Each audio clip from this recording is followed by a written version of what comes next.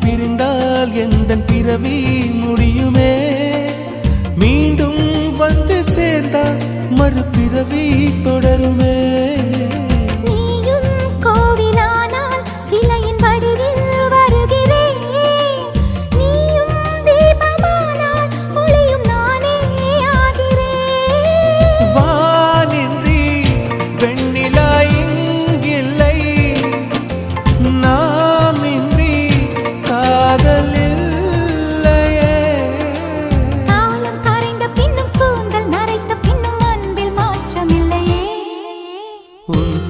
சொல்ல ஆசைதான் உள்ளம் முருக ஆசைதான் உயிரில் கரிய ஆசைதான் ஆசை